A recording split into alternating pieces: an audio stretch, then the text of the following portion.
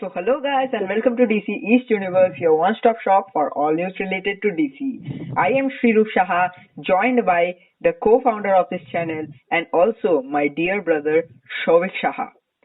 Today in this podcast, we are going to discuss about the 5th episode of Peacemaker Season 1.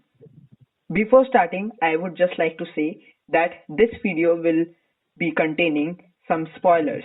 So anybody who has not watched the episode yet or the series yet, I would like to say them that please go watch it and then come here, give a like, subscribe to the channel and share this video so that many more people like you can watch it and also spread positivity.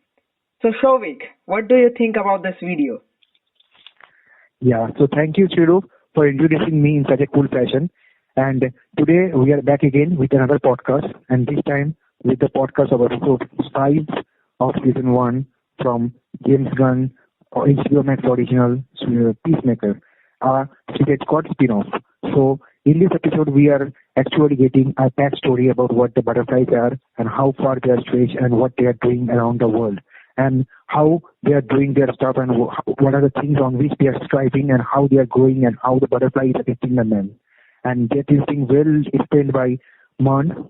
And then we saw that Adebayo and the whole team with Vigilante and everyone going out there to find out what is happening with the company or the production factory where they are producing buttermilk which was being fed by the butterflies. And then we saw the butterfly attack there and there was ruthless action and then a sudden explosion and then there was something which we never expected. Yes, you have heard us right. There was a growth. And that is not a normal Grodd, it's actually a Gorilla Grodd. And then we all know that Gorilla Grodd is actually a villain from Flash, and he's also here a part.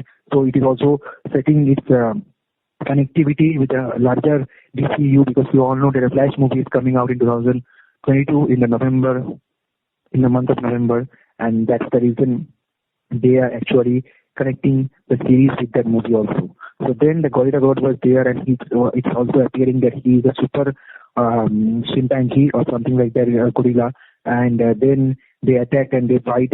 It was actually basically an action-packed episode because here the story was actually moving quite fast and they are doing everything just in a hurry and they are killing everyone and there was ruthless fight action scenes and blood everywhere, just like the Suicide Squad movie.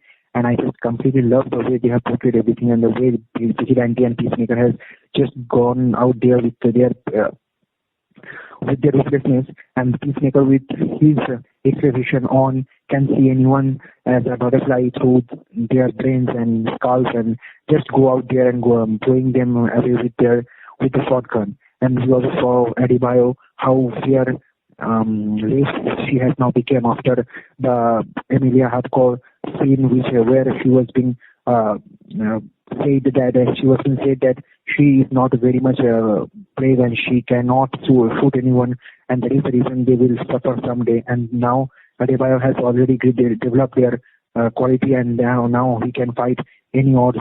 He can fight any odds she is facing. So these are the things that were being described and portrayed in the episode, and at the end of the episode we saw that there was also a fun moment going on as a gag between Peacemaker and Adebayo, and we can see there that Adebayo was told by Amanda Waller to place the diary of Peacemaker in his wardrobe, and as said, it was done by Adebayo at the end of the episode. But when Adebayo returns to the headquarters where they have the basement, that was a mistake. She wore that X-ray vision and then she got there and she saw that Clemson Munn was also a butterfly. But when she found out in that last moment twist, the scene was cut and Clemson Munn was actually running after Adebayo and actually wants to kill her. And we also saw in that episode that they have already created a WhatsApp group called 11 Street Journals or 11 Street Guys, and they are part of that WhatsApp group and they have created a mini team among themselves and having their relationship working out with each other. And also we can see that Emilia Hart has somehow Hardcore has some feeling or has some soft corner now for Peacemaker. So that was something very interesting to see how now this relationship will go in the upcoming episode, and what will now happen to Adebayo as she faced Clemson Munn, who is already a butterfly, as we know. And now it is very crucial part of the series because it's now the next weekday it will be sixth, then there will be seventh and eighth. The last two episodes are remaining, so these are the climax part of the series. So it will be very enthralling, engaging, and there will be high adrenaline rush and action, high octane action. So I would request everyone to not spoil anything beforehand. Please do go and watch the episode on your own, and then come back and give out your spoiler reviews or reply or comment down in our section, in the comment section. Anyways, so that was my reaction for this episode, and now I would like to give my rating, and it will be a perfect 9.7 out of 10 for the episode because it's one of the finest episodes I have ever watched from the series. So that's it. Now over to you, Shuru. Yeah, I am really excited to talk about this series because first of all, this is not an usual series that we have been seeing uh, since past four episodes. It has some new twists to it, such as Harcourt being kind and having a soft corner for Peacemaker, and not only for Peacemaker but the whole group. She started enjoying, and she only created the 11th Street Boys groups, and she included all of them. And she's being a part. She's joining their emotions now. So yeah, that was really interesting to see, and I would like to see how the relationship between Harcourt and Peacemaker grow because I am really into these kinds of stuff and these kinds of storyline to know what is going on, and yeah, I feel really interesting in these stuffs. So yeah, that was the soft corner of this episode. But the hard corner is that when they went to the facility where the butterflies were trading buttermilks, and there, oh my God, what actions and what situational comedy they have created in that uh, facility or faculty, you can say. First of all, we know that as they enter, they are not sure that there are butterflies in that faculty or not. But as Adebayo goes to talk to the receptionist, Peacemaker comes in and shoots everybody by wearing the X-ray vision helmet of his. And that was such a cool feature of that helmet. It helped him to see whether a person was normal or a butterfly. So that was the scene of the faculty, and also I would like to point one scene from the facility that when everybody was pushing the door to break it, and inside Vigilante and Harcourt was fighting the Grodd, the gorilla, from behind Peacemaker and Adebayo came, and Peacemaker threw a grenade which he invented that day itself. And we saw how it ended up, how everybody died because that grenade was the most Actually, powerful grenade. Yes, sorry, yes, I'm actually interrupting you because I think though it was a grenade, but I think it was somehow a missile pointer or missile head, which he has actually got from some warehouse where the military stuff was there, and he just got that missile pointer out from that place, and now he's been using that as a grenade. yeah, that might be the case. I mean, you don't know about this series. Something might be there in that of the link too. But for that, you have to watch this series till the end because it's going crazy. Anyways, going to the last part of the series where Adebayo had a little good chit chat with Peacemaker, and she knows that Peacemaker has a soft corner for Harcourt, and he wants to live his life with her. And also, she did the job which her mother, Amanda Waller, gave her to do. She did hid Peacemaker's diary under the cupboard of Peacemaker. And then, when she came back to the building in which they were planning, in which they live and they plan to execute the butterflies. She came there and she saw Peacemaker's helmet over there, the X-ray vision helmet, and she thought to try it out. And after wearing, she saw that Mun, which we knew in episode 4 that was he was a butterfly. She gets to know it, and oh my god, what was the ending scene after that? Adebayo started running, and Mon also started following her or chasing her, you can say. And after that, when they came on the road, Mon hit her and she fell down. And that's where the episode ended. And to be honest, I was really, really, really, really, what can I say, mind blowing. I cannot say mind blowing also because it was more than that. It was extreme. It was extreme because at that point I was so interested in the series, in the episode. I was going like, oh my god, what will happen next and all. But suddenly it ended, and I was so, so, frustrated that why did it end like this?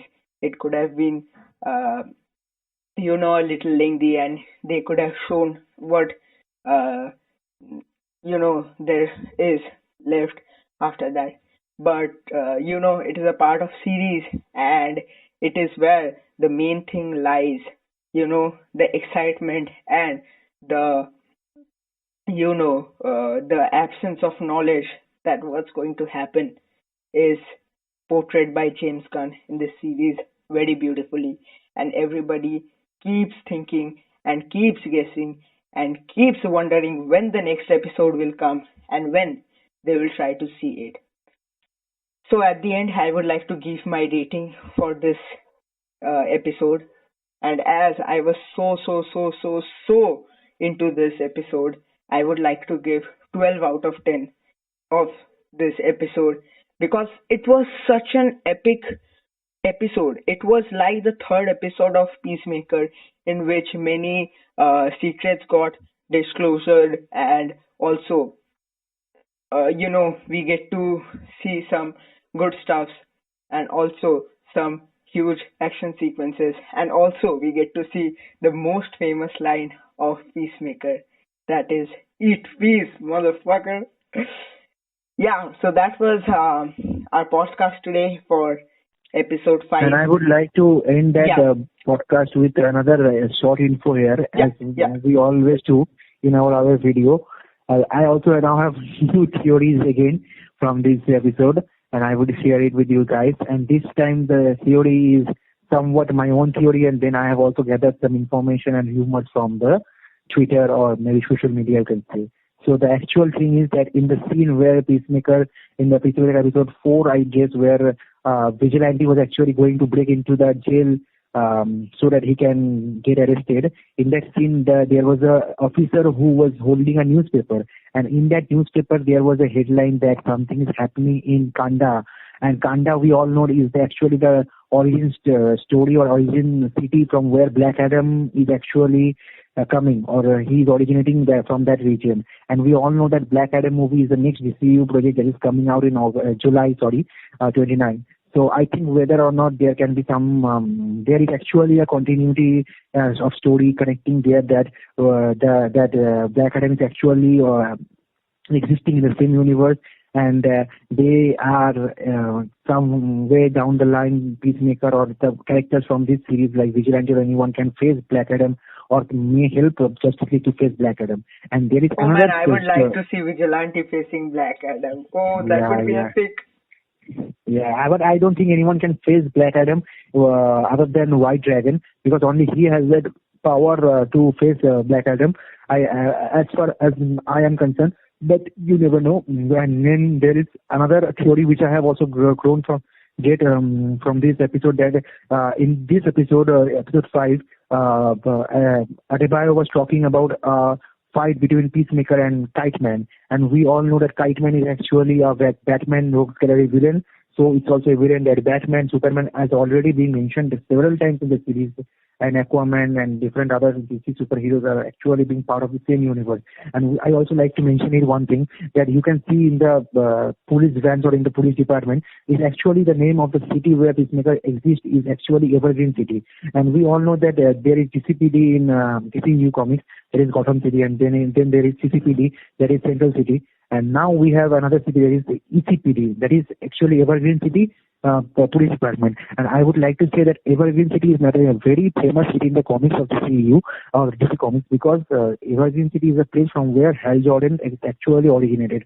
So I think whether or not it can be a surprise in the last episode where we can find out that where as the butterflies are from interstellar, they are from outer space.